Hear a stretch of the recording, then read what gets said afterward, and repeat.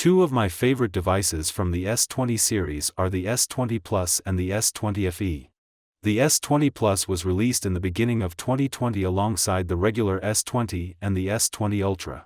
The FE was released in the fall of 2020 with a much cheaper price than the others.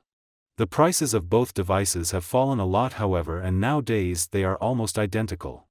In this video I am going to tell you if these phones are still worth it and which is better for usage in 2023. When it comes to the build quality, the S20 Plus is the winner. That's because it has a glass back while the back of the S20 FE is plastic.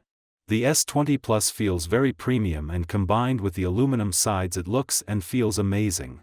The sides on the S20 FE are also aluminum, but it doesn't feel that good because of its plastic back.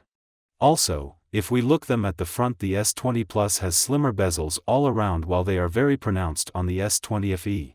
The former has curved sides on both sides while the latter has a flat front panel. Both devices are also IP68 water and dust resistant. The Samsung Galaxy S20 Plus has a 6.7-inch display while the S20 FE has a slightly smaller 6.5-inch display. Both panels are OLED, but display on the S20 Plus is QHD while on the FE is Full HD. They are 120 Hz, but when enabling this feature the S20 Plus switches to Full HD, matching with the S20 FE. The displays on these devices are still awesome. They are very sharp, have vibrant colors, and they get very bright. Like I said earlier, the S20 Plus has smaller bezels, that's why I would pick it over the S20 FE. Both devices run perfectly Android 13 and both run flawlessly through the UI. Because of the 120 Hz refresh rate, these devices are very smooth and I never had any lag with them.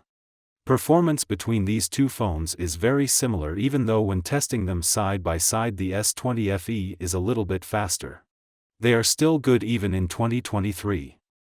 They can handle everyday tasks and even heavy games. Both these devices have 8 GB and I never needed more. The base storage of these devices is 128 GB, and if you need more, they do also support external storage. The Samsung Galaxy S20 Plus has a 12-megapixel main camera, a 12-megapixel ultra-wide camera and a 64-megapixel telephoto camera with a 3x hybrid zoom. The S20 FE has the same main and ultra-wide camera found on the S20 Plus. Only the telephoto camera is different. On the FE it is an 8-megapixel telephoto camera with a 3x optical zoom instead of the hybrid zoom found on the S20 Plus. Pictures taken with the main cameras on both phones are great. They are very sharp with vivid colors and excellent dynamic range. The results with their ultra-wide cameras are also almost identical and they are great too. With the telephoto cameras, however, I prefer the one found on the S20 FE since it doesn't crop in to achieve that zoom range. All of their cameras support night mode, so the results are great even in low light. The S20 FE switches easier to its telephoto camera even in low light, while it is almost impossible to take zoomed-in pictures using the telephoto camera of the S20 Plus. On the front the S20 has a 10-megapixel camera while the S20 FE has a 32-megapixel camera. My skin color looks more natural on the S20 Plus, but the S20 FE is sharper and sometimes it over-sharpens the pictures too much. They are identical even when shooting videos at 4K. Videos are sharp with great dynamic range and good stabilization. The S20 Plus can shoot videos up to 8K, but honestly videos are terrible at this resolution. Both the S20 Plus and the S20 FE have stereo speakers tuned by AKG. They are very loud, even though at highest volume the S20 FE isn't as clear as the S20 Plus. The headphone jack isn't present on any of these phones.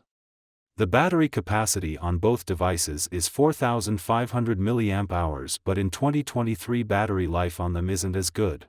The S20 Plus lasts me around afternoon while I can stretch the FE till evening, but considering that I used to get easily through a day with a single charge when I first got them, I don't consider battery to be as decent anymore. Also, when it comes to charging they aren't as fast since they only top at 25 watts. For security both devices rely on an in-display fingerprint scanner. On the S20 Plus it is ultrasonic while on the S20 FE it is just optical. The fingerprint scanner on the S20 Plus works for me every time.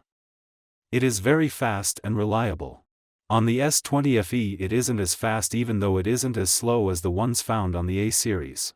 I do also prefer the position of the scanner on the S20 Plus. They do also have face unlock and it works perfectly on both devices.